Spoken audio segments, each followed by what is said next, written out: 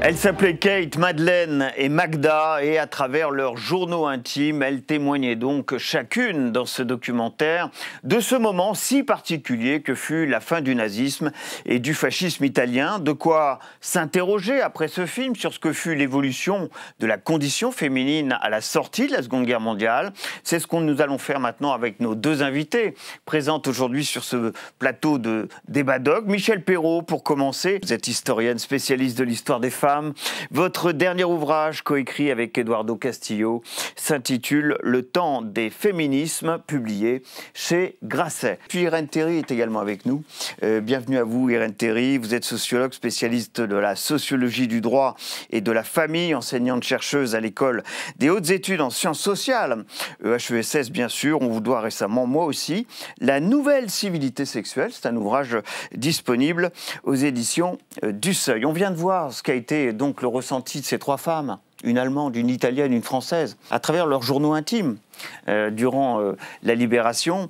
C'est vrai que juste après la Seconde Guerre mondiale, on a eu l'impression qu'il se passait réellement quelque chose en France du côté du féminisme. Je ne sais pas si on peut parler d'une première vague féministe. On va rappeler tout de même quelques dates clés. 21 avril 1944, ça a été évidemment dit dans ce documentaire, les femmes sont électrices et éligibles, elles peuvent enfin voter et se présenter à des élections. Ensuite, octobre 1946, c'est l'inscription de l'égalité entre les femmes et les hommes dans le préambule de la Constitution de la 4e République. Évidemment, c'est un pas très important. Et puis on citera aussi 1949, le deuxième sexe, le fameux livre de Simone de Beauvoir. Il se passait quelque chose dans la société française concernant l'égalité homme-femme, tout de même, juste après-guerre. Oui, et moi j'ai éprouvé ce sentiment-là. En 1944, je suis en seconde, donc voilà. Vous aviez 16 ans? Oui, c'est ça. Ma mère va voter pour la première fois, hein. Et je vais avec elle, mais je ne vote pas encore, mais enfin, je vais avec elle. Et puis, très rapidement, le bac, l'entrée à l'université. Et là, les années 46-51, pour moi, les années d'études. Donc, c'est vraiment cette période d'après-guerre. Et je dois vous dire que j'ai eu immédiatement, en rentrant à la Sorbonne, par exemple, comme étudiante, le sentiment d'égalité, hein. On était en histoire, 1/3 de filles, 2/3 de garçons, et j'ai jamais eu le sentiment d'être mise à l'écart ou mésestimée. Autrement dit, il y avait un élan. Et un élan que, quand on avait la chance, évidemment, d'être étudiante, on ressentait beaucoup. Et puis Simone de Beauvoir, parce que Simone de Beauvoir, le deuxième sexe, c'est un événement, hein. Y compris à l'époque, en 1949 ? Ah oui, ah oui. Ah oui, c'est un événement, elle est contestée, elle est discutée. Dans les milieux catholiques, on est très réservé. Les communistes, bon, beaucoup plus sympathiques, mais avec des critiques tout de même, hein, importantes. Et moi, je me souviens très très bien des discussions de cette époque-là. Alors, j'ai ouvert le deuxième sexe, commencé à lire, puis j'étais dans les concours, etc. Donc je l'ai posé, je l'ai lu un peu plus tard, mais j'ai ressenti ça quand même comme un événement, absolument. On peut parler d'une première vague féministe juste après-guerre, avec ces événements centraux concernant l'égalité homme-femme que j'ai cités. Alors quand je voyais le film, je ne pouvais pas m'empêcher de me dire qu'est-ce que ma mère aurait écrit. Elle avait 25 ans, elle, en 1945. Elle était traductrice à la conférence de la paix. Elle avait fait des études d'anglais très, très avancées. Elle avait fait langues orientales, HEC jeune fille. Et elle se marie en 1949 et elle devient mère au foyer. Et pourtant, je suis persuadée, Michel, qu'elle partageait exactement vos idéaux, votre façon de se sentir comme une femme, l'idée qu'il y avait un élan vers l'égalité.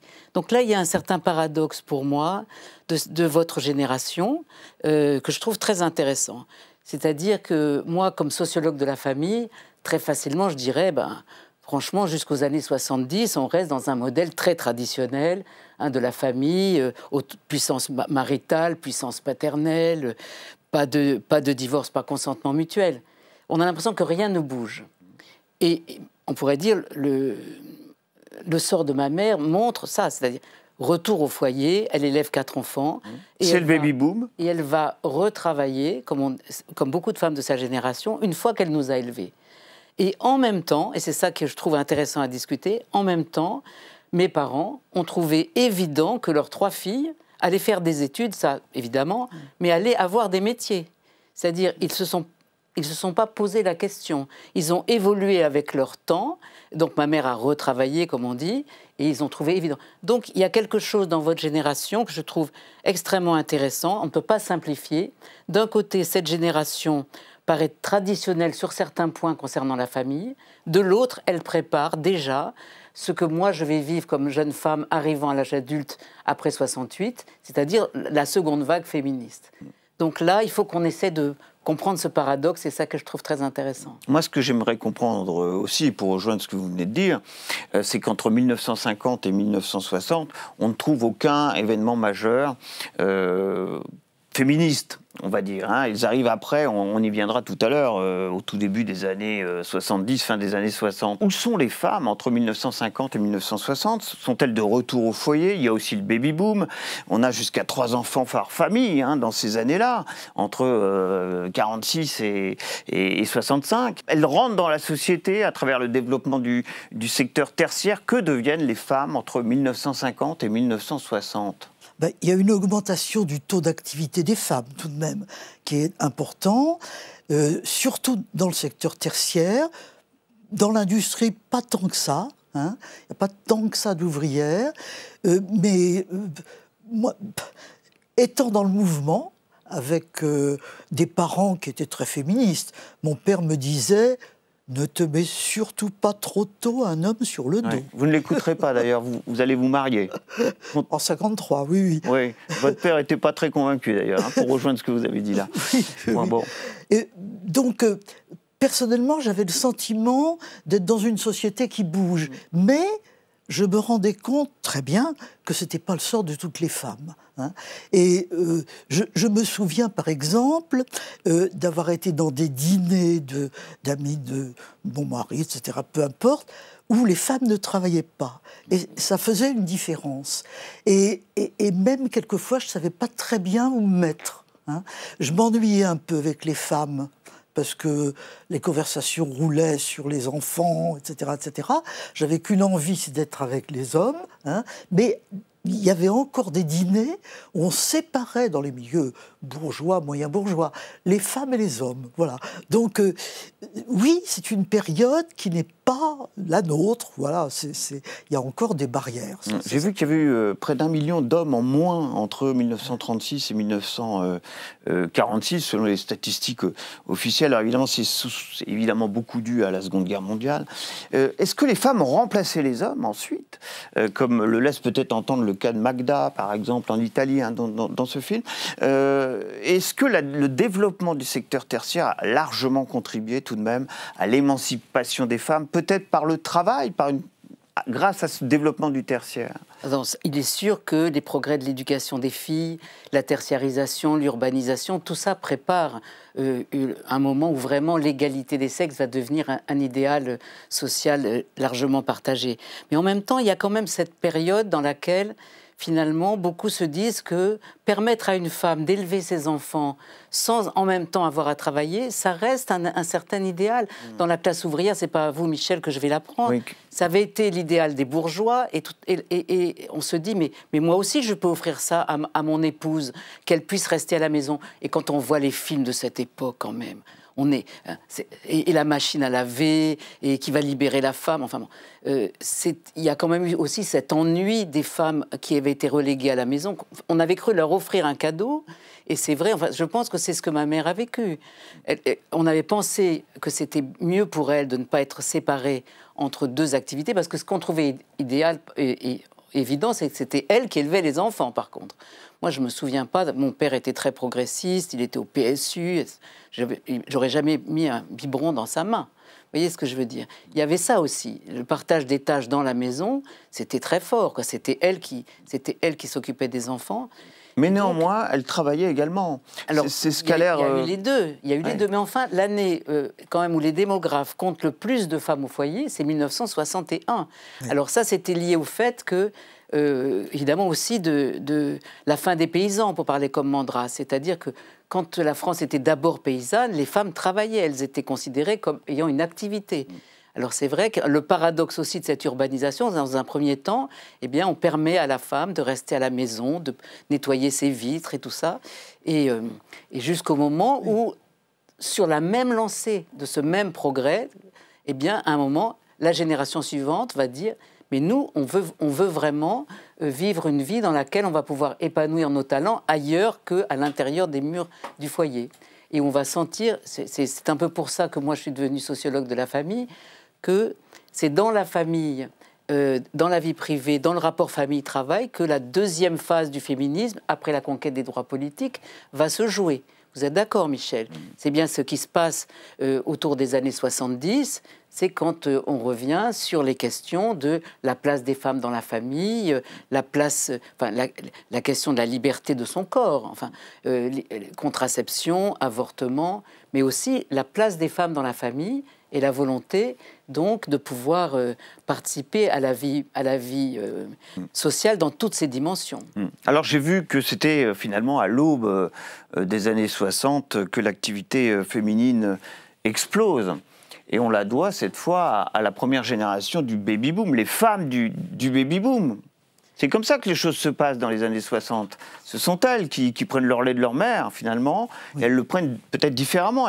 Elles sont déjà mieux insérées dans la société, plus visibles, c'est le cas ? Oui, tout à fait, tout à fait. Avec en effet l'alliance entre une maternité qui est assez forte et une activité en pleine explosion, en quelque sorte.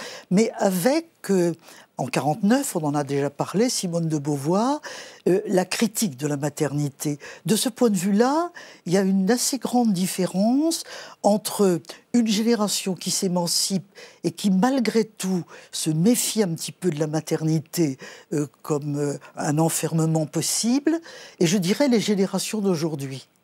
Où il y a un retour, me semble-t-il, important de la maternité.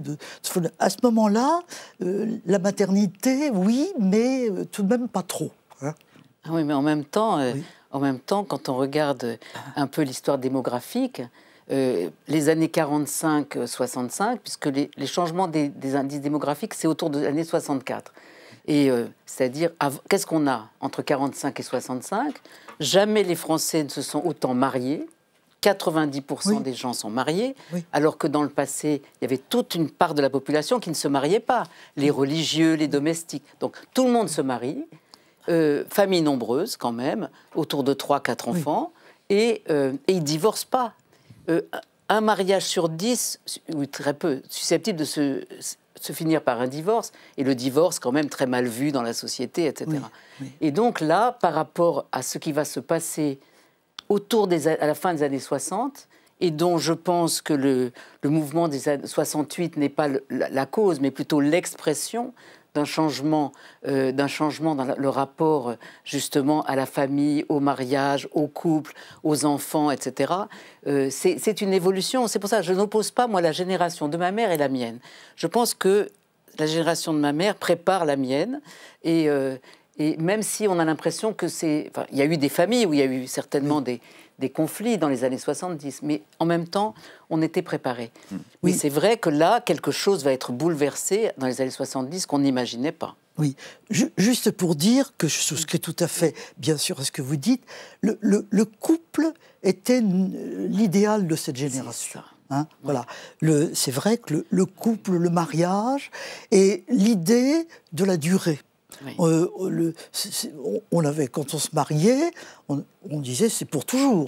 Voilà, Et les ruptures, les divorces, c'était vu comme des échecs, ce qui n'est plus le cas aujourd'hui. Aujourd'hui, le changement est incorporé par les nouvelles générations. De ce point de vue-là, il y a en effet des différences. Alors ça, je suis tout à fait d'accord avec Michel. Je pense que c'est la génération du couple. Mais le couple, donc avec un mariage d'amour, donc qui rompt avec les conventions sociales. On ne se marie plus pour avoir une honorabilité, comme ça avait été le cas du temps de ma grand-mère. On se marie par amour. Et le couple, c'est vrai que c'est ce qui avec deux ne fait qu'un. Et d'ailleurs, j'ai toujours pensé que ma mère pensait que, comme elle se voyait comme ce qui avec deux ne fait qu'un, que les succès, on va dire, de mon père, elle en était partie prenante, vous voyez. Il se voyait pas, elle se voyait comme une partie d'un tout. Grande différence avec ma génération, où on dira non, un couple, c'est pas ce qui avec deux ne fait qu'un, pour s'appeler Madame Jacques Dupont et rester à la maison pendant que... Nous, on dira, un couple, c'est ce qui avec un et un fait deux. C'est très différent. Ce qui avec deux individus fait un duo. C'est la différence, je pense, entre une certaine conception du couple, qui allait avec l'idée on ne divorce pas d'ailleurs, et la conception du duo aujourd'hui, qui est fait de deux individus avec une conversation égale, etc., mais plus précaire aussi du point de vue des liens, puisqu'on a vu cette remontée du divorce impressionnante jusqu'à la moitié des mariages susceptibles de se terminer par un divorce aujourd'hui. Oui. 3 dates peut-être sur les années 60. Je voulais bien sûr répondre et compléter ce qui vient d'être dit. 1960, c'est la création du planning familial. Ah oui, très bien. 1962, Marcel Auclair publie le livre noir de l'avortement. 13 juillet 65, c'est la modification du régime matrimonial. C'est pas rien à l'époque. Ah bah, les femmes gèrent leurs biens propres et peuvent exercer une activité professionnelle sans le consentement de leur mari. Puis enfin, la loi Neuwirth, 67. Ça, ce sont des temps... Qu'est-ce que ça nous raconte, en réalité, tout ça, dans les années 60 ? Mais qu'il se passe beaucoup de choses dans ces années-là. Il se passe beaucoup de choses. Et notamment parce que même si elles ne sont pas majoritaires pour le travail, il y a quand même une assez forte minorité croissante, si vous voulez, et qui rue dans les brancards quand même, beaucoup. Hein. Malgré tout, on est en couple, on est marié, mais on veut son autonomie aussi. Hein. Bien sûr, il y a des couples fusionnels où finalement c'est le mari qui compte, mais il y en a d'autres aussi qui veulent véritablement leur autonomie. Simone de Beauvoir, c'est quand même aussi les amours fondamentaux et les amours contingents, et tout ça, ça compte beaucoup. Hein. Vous parliez de la maternité aussi, là, c'est des mesures qui visent à une maternité consentie. Oui. Bien sûr. Oui, c'est essentiel, cette question. C'est essentiel, essentiel. Tout à fait. Autrement dit, dans l'ombre, sans qu'on en parle tant que ça, il se passe beaucoup de choses dans ces années-là. Je suis tout à fait d'accord avec vous. Oui. Et c'est pas pour rien que donc, dès les années 60, à partir de cette réforme des régimes matrimoniaux de 65, oui. Alors même que justement personne n'imagine ce qui va se passer ensuite dans les changements dans les comportements familiaux, on a toute une série de lois qui, à côté des questions du maîtrise de son propre corps, changent la famille. On a quand même en 70 la réforme de l'autorité parentale qui met fin à la puissance paternelle. En 72, la réforme de la filiation qui établit l'égalité des enfants naturels et légitimes, alors que c'est pas à vous, Michel, que je rappellerai que ce que c'était qu'être une fille mère et comme on est ou un bâtard entre guillemets, oui. Ça a été un immense drame du 19e siècle et de la moitié du 20e. Hein. Égalité des enfants naturels et légitimes, 75 divorces par consentement mutuel. Donc cette modernisation de la famille, elle se fait... Et cette montée en puissance de l'émancipation féminine. Il y a l'idée, on va pouvoir moderniser la famille sans changer l'essentiel, qui est quand même que le cœur de la famille, c'est le mariage. Et pour moi, c'est ça qu'on n'a pas anticipé et qui va venir tout bouleverser, c'est qu'à un moment, on va s'apercevoir que les nouvelles générations, donc la mienne, eh bien, elles se marient moins, elles ont des relations sexuelles et affectives sans envisager le mariage, développement de la cohabitation juvénile, puis ensuite de l'union libre, puis ensuite des familles oui, naturelles. Il y a ce slogan de 68 du MLF aussi, mariage piège à con, par exemple, mais etc. Oui, mais ouais. Donc c'est ce changement de la place du mariage qui, à mon avis, n'avait pas été anticipé et qui va bouleverser beaucoup de choses. Ça ne veut pas dire, d'ailleurs, que c'est la fin du mariage, je pense qu'aujourd'hui, le mariage a retrouvé, peut-être grâce au mariage pour tous, une grande... Enfin, il n'a pas perdu sa valeur, oui. Mais il n'a plus la place d'organisateur de la vraie famille. Aujourd'hui, on ne dira pas, il faut que les gens soient mariés absolument pour fonder une famille ou pour vivre en couple. Michel Perrault, c'est ce qu'on appelle la deuxième vague féministe, oui. L'après 68. Alors 68, ça a été souvent dit, hein, ça n'a pas été la révolution féministe. Hein, les femmes ont... t'es pas au premier plan de cette révolution avec des guillemets de 68. En revanche, derrière, c'est la création du MLF, inspiré pour beaucoup d'ailleurs ce mouvement féministe par l'autre côté de l'Atlantique. Oui, bien sûr. Les féministes américaines ont donné le ton à l'époque. La deuxième vague féministe, de quoi est-elle faite pour que les gens comprennent bien? La deuxième vague féministe, elle est faite par les revendications du corps. Hein. Le corps des femmes, la liberté d'avoir ou pas un enfant. C'était ça qui était absolument fondamental. La revendication centrale. Ouais. Ça, c'est absolument central. Et on comprend bien, puisque la maternité n'était pas encore vraiment complètement régulée. Donc, c'est ça qui est tout à fait essentiel. Et on voit bien que les interrogations des années 60-70, eh bien, elles se précisent à cette époque-là et elles deviennent tout à fait essentielles. Et juste encore un mot, mais vous l'avez dit, le MLF des années 70 vient du fait justement qu'en 68, les femmes sont là, les jeunes femmes sont là, mais on ne parle pas beaucoup de leurs revendications. Non, et puis elles ne sont pas vraiment sur les photos, elles ne sont pas non plus en première ligne des manifestations, elles sont là, mais... Je voudrais... Souvent sur les épaules des garçons. Oui. Je voudrais dire une chose, pour rendre aussi hommage à Michel, parce que moi, je me souviens, quand vous avez, Michel, lancé ce séminaire sur l'histoire des femmes à Jussieu, j'arrivais toute jeune étudiante à Paris. On est à quelle époque, là? On est en 74, 73. Oui. Et c'est-à-dire que je pense que ce qui se passe dans ces années-là, il se passe beaucoup de choses. Donc, vous avez dit le corps, mais aussi la famille, évidence de travailler, indépendance. Première revendication aussi concernant l'homosexualité de façon ouverte. Mais c'est que les femmes prennent la parole. Je pense que l'égalité, c'est pas simplement plus de droits, plus d'opportunités. C'est aussi quand les femmes sont considérées comme des interlocutrices à part entière. Et donc, je voudrais vous rendre hommage, Michel, parce que commencer l'histoire des femmes, non mais ce que c'était... C'est-à-dire, le film le dit d'ailleurs, le film, l'histoire des femmes pendant la guerre et ou après la guerre n'avait jamais été vraiment racontée. Et ça n'est que finalement assez récemment qu'on raconte l'histoire des femmes dans la résistance, l'histoire des femmes dans la collaboration, l'histoire des femmes tondues. Tout ça, c'est récent qu'on le raconte. Il a fallu non seulement que les femmes changent, avec des approches plus genrées d'ailleurs. La façon dont on racontait l'histoire change aussi. C'était essentiel de se réapproprier notre histoire. Et ça, quand même, ça a été pour moi... J'ai fait partie de celles qui se sont dit, moi, je vais bifurquer, j'étais purement littéraire, pour participer à ça.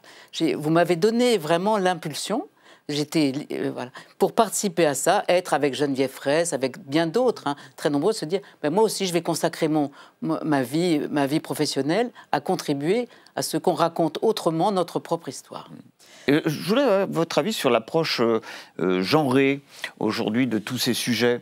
Vous l'avez évoqué, les femmes pendant la résistance, longtemps restées complètement invisibles. La période dont nous parlons, finalement, il y a aussi une forme d'invisibilité des femmes, juste après-guerre, dans les années 50.